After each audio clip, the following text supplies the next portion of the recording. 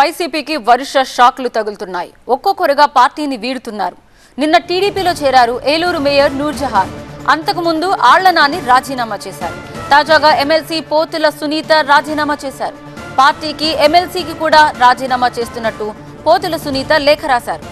రేపు పార్టీని వీడనున్నారు ఎంపీ మోపిదేవి వెంకటరమణ. మరికొంతమంది వైసీపీని వీడతారంటూ ఊహాగానాలు వస్తున్నాయి.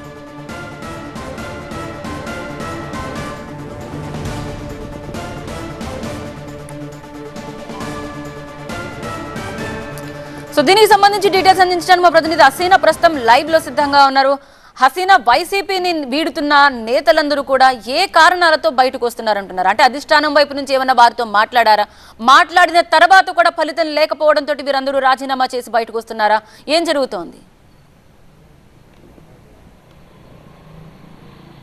యాక్చువల్లీ ఇక్కడ మనం చూసుకుంటే పార్టీ ఓడిపోయిన తర్వాత ఇప్పుడు రాజీనామాల పర్వం అనేది కొనసాగుతుంది.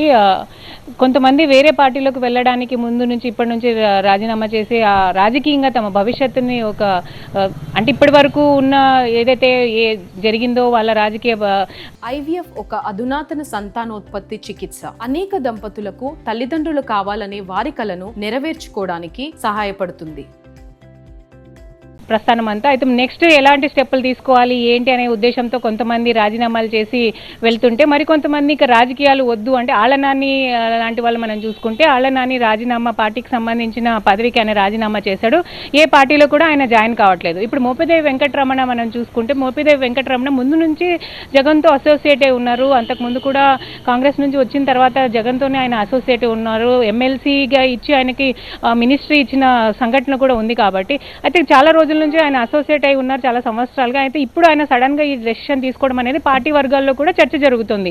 అయితే దాని గురించి పార్టీ వర్గాలు అంటున్న విషయం ఏంటంటే అక్కడున్న పరిణామాలు, అక్కడున్న ఓటర్స్ కానివ్వండి, లేకపోతే రాబోయే రోజుల్లో రాజకీయంగా తమ భవిష్యత్తు కానివ్వండి, వాటన్నిటిని సెక్యూర్ చేసుకోవడానికి ఇప్పటి నుంచి వెళ్తున్నారంటే పార్టీ కూడా ఇవన్నీ మార్పులు చేర్పులు జరుగుతాయి, ఇలాంటి రాజీనామాలు ఊహించింది అని చెప్తున్నారు. అయితే కొంతమంది సీనియర్ నేతల రాజీనామాలు అయితే కొంచెం షాక్ ఇస్తున్నప్పటికీ అయితే చిన్న వాళ్ళు లేకపోతే ఇంకా ఎక్కువ అయితే కొన్ని చోట్ల అయితే కాపు కమ్యూనిటీ ఎక్కువగా ఓటర్స్ ఉన్న చోట్ల అయితే పార్టీ మారి జనసేనలోకి చేరడం, కొంతమంది టీడీపీలోకి చేరడం, ఇలాంటివి అయితే చూస్తున్నారు. సో ఇవంతా కూడా సాధారణంగా తెలుగు మనకి ఆంధ్రప్రదేశ్ రాజకీయాల్లో ఇదంతా సర్వసాధారణమే అని చెప్పి వైఎస్ఆర్సీపీ వర్గాలు అయితే చెప్తున్నప్పటికీ కూడా ఇంకా ఎవరెవరు చేస్తారు అనే దాని మీద పార్టీ కూడా ఒకసారి ఆలోచిస్తుంది.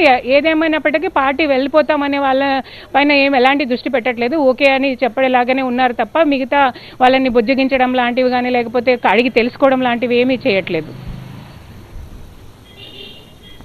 మనం చూస్తున్నాం వైసీపీకి ఒక్కొక్కరిగా రాజీనామా చేస్తున్నారు.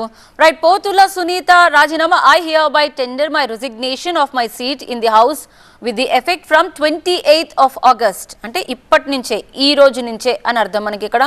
సో యువర్స్ ఫెయిత్ఫుల్లీ అంటూ పోతుల సునీత పేరు కూడా మనకు కనిపిస్తోంది. సో పోతుల సునీత 2014లో టీడీపీ ద్వారానే రాజకీయాల్లోకి రంగప్రవేశం చేశారు.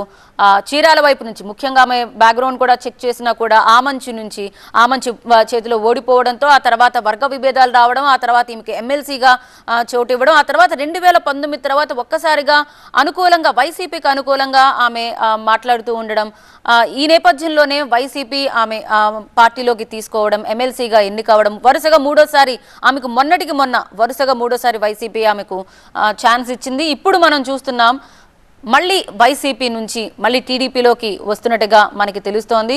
సో చూడాలి, అంటే అధికారికంగా పార్టీ వైపు నుంచి కూడా ఇప్పుడు రాజీనామా మనం చూస్తున్నాం. బట్ కూటమి వైపు నుంచి ఎలాంటి సిగ్నల్స్, ఏ పార్టీ, టీడీపీయా, బీజేపీయా, జనసేన ఏమిటి అనేది మనకి ఇంకా మరికొద్దిసేపట్లో తెలిసే అవకాశం కనిపిస్తోంది.